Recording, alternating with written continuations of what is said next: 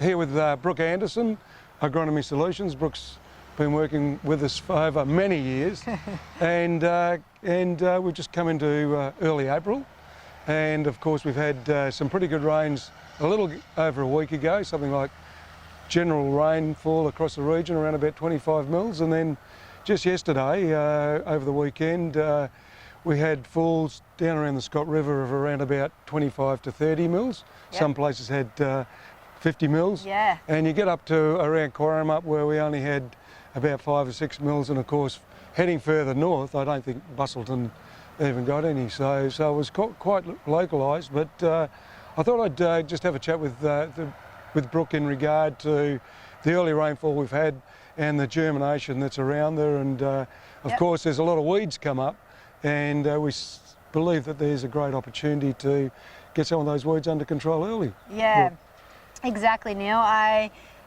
literally saw the grass germinating in front of my eyes down the Scott River the other day. So okay, yeah.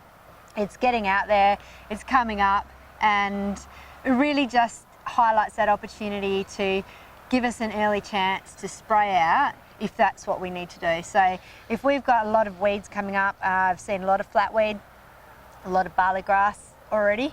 So, I mean, the flatweed's just freshened up from the rain, so has the kaiku, barley grass has come up. So I just think this early rain, we don't know what's going to happen in the next month or so. Could get some pretty warm, dry stuff still, but that early germination has just given us a really good opportunity to get in there and spray out some paddocks if we want to sort out some of those weeds that have been a problem in the past. I think we're going to get potentially more rain this weekend. It doesn't look like there's a lot in it, but it's just enough to get everything out and get going in certain areas. Okay, yeah, one of the challenges for farmers these days, of course, at this time of the year, coming out of a hot, dry summer, is that as soon as you see green feed, you don't want to be spraying it, do you? But generally, it's just weeds that are coming up. Yeah, I mean, no, I've seen ryegrass and there's cotyledon and clover out there already. So again, it is just an opportunistic thing of if we've got weedy paddocks that we know that are a problem last year, this little early germination may give us a chance to clean some of those up. Yeah, okay, yeah. So what about, the break generally is, we sort of aim for, or hope for a break around about Anzac Day, I suppose. Mm-hmm. And it looks likely the way that the cold fronts are just starting to work up, that the break hopefully will be around about then. That certainly gives us a lot more opportunity, or a lot of opportunity for warm weather through the end of April and it does through to the end of May. Yeah, I mean that's the beauty of if we get early rain, is it's nice and warm. So we tend to get the pastures get up and going much quicker, and that's fantastic for competition against weeds. The negatives of that is that we're going to have a few pests and disease out there, like your snails will get going, things like that. So it's always very important to monitor early if we get early growth. But I think if the pasture, or when we get our regular break and everything does start coming up, if we haven't cleaned up paddocks now opportunistically, it's really important then, very quickly after we get pasture to come up, to start assessing our weed burdens and look at using selective herbicides. We need to start using them earlier. If we can get our selective herbicides on when our weeds are small, we can use lower rates, it's going to be more cost effective, and we can get rid of them before they really start competing out with the rye and clovers. Okay, right, yeah. So early spray, get your weeds under control. What are you recommending? Do you mean now? But now, yeah. Yeah, so basically just glyphosate. We always need to use wetters and things like that to make sure that we're getting control of those.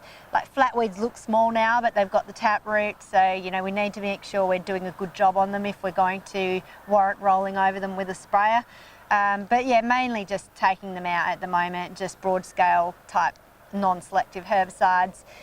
We'll use our selectives later once the rye and clover's up. Okay, yeah, great.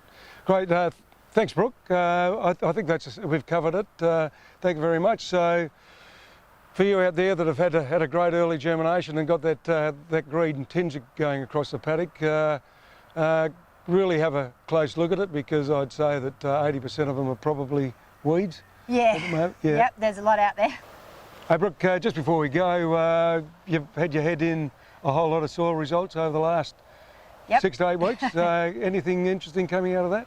Yeah, one thing we've noticed, Neil, is that generally across the board potash levels are low, and that makes sense. Last year was such a long growing season and we had a lot of rain, so potash was used up because we grew a lot of grass, we harvested a lot of hay and silage, and it's a leachable element, so in any lighter soil types we would have lost anything that was still remaining.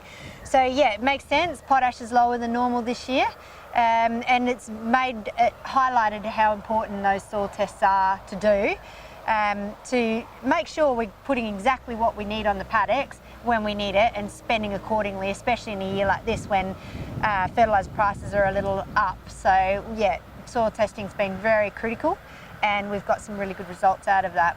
Okay, so recommendations, a little bit late of course to soil test for those who haven't soil tested, of course. Yeah, I mean you still can if you really need to, but generally you could take a punt on needing, say if you used 3 and 1 last year, you might need to move it to a 2 and 1, 4 and 1 might move to a 3 and 1. Just a little bit of extra potash in the mix is generally what I've been needing to do. And then also plant testing is so critical, and we look back at last year's plant tests to decide whether we need trace elements in this autumn's fertiliser. So that's another thing to keep in mind, is to be using your products that have got small amounts of trace elements in them if we need them. Okay, right. And you indicated that fertiliser prices are a little bit north, quite a bit north, and, Yep. And how's availability at the moment? Availability seems tight. I think it'll get tighter as we go on. It depends on what happens out in the wheat belt. But in general, you know, we've put in good forecasts and tried to get people to get their fertiliser ordered and paid for early. So that's going to be critical to secure it this year, I think. Okay, thanks Brooke. So the take home out of that is low potash levels. If you're looking at wanting some fertiliser, get your order in reasonably early with us. Give either Brooke or myself a call and make sure you get your fertiliser order in for the coming season. Yep,